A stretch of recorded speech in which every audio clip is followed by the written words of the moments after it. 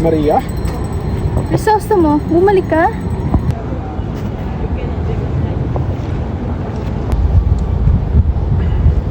Crisostomo, nagbalik ka. Maria? Paano kung hindi babalik? Hindi kailanman nawala ka sa aking isipan. Araw-araw pinapangarap ko makapiling ka muli. Marinig ang iyong mga tinig. Kaya na yun. At gabi-gabi ako nagdarasal para sa'yo, Crisostomo. At nung umalis ka, itinago ko ang mga liham na parang kayamanang iniingatan. Ngunit natakot ako, baka hindi ka na bumalik. Ipinangako ko na babalik ako, Maria. At narito na ako ngayon. Pero binago ako ng mundo. May mga bagay ako nasaksihan. May mga bagay na nagpapatanong sa akin tungkol sa kinabukasan ng ating bahay. At ngayon nandito ka na, magiging kagaya pa rin ba ng dati ang lahat? Hindi nagbago ang ating pagmamahal, Maria.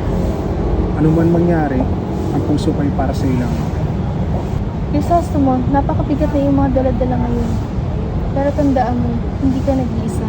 Outside talaga.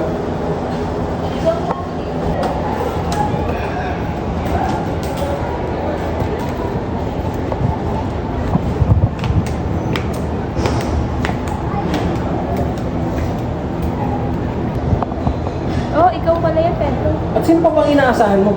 Sabi nga.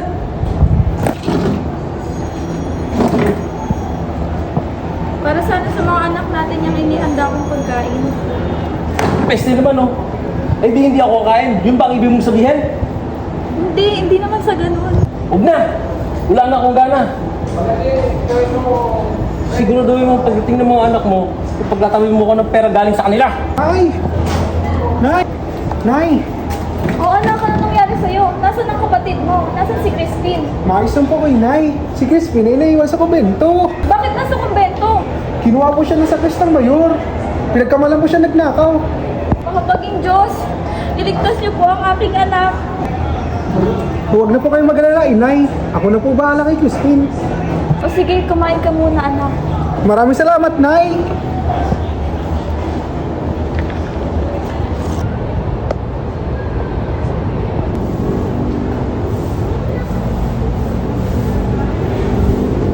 Sino ang kabag-habag na taong iyon? 4 na taon na siyang ganyan. Nakatira siya sa libingan ng mga inso. Ang sabi nila, lahawa daw siya sa sakit ng kanyang ina. Ang sabi naman ng iba, nahawa siya sa bilangguan. Lumalayo siya sa mga tao at pinapalo siya ng mga kapitan. At bakit naman siya pinapalo? May iniligtas daw kasi siyang isang batang nahulog sa kalan. Ang sabi ni Kapitan, mas mabuti na daw nahulog ang isang bata sa kanal kaysa magkaroon ng ketong.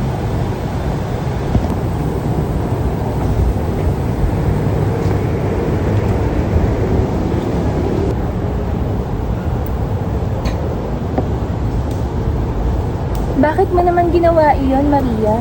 Dahil yun lamang ang kaya ko ibigay sa kanya.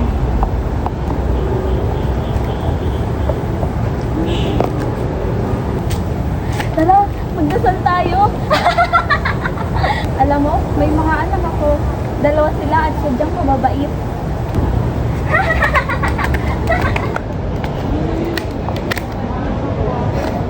Oh Diyos ko, huwag niyo pong papabayaan ang aking mga anak.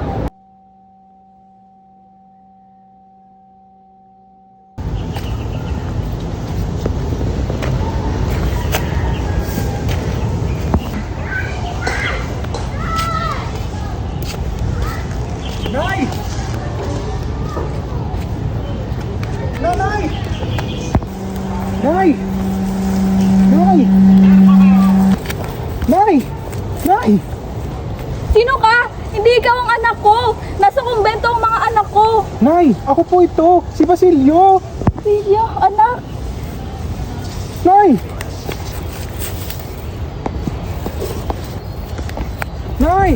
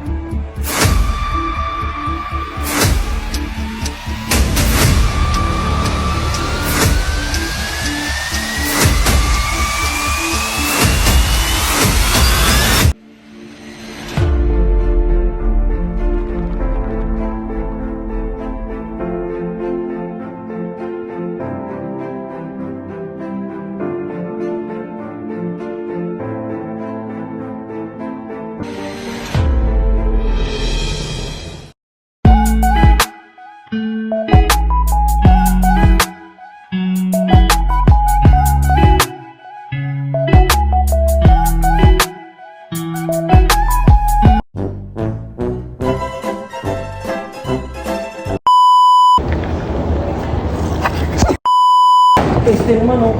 Eh di, daw siya sa sakit ng kanyang mga ina.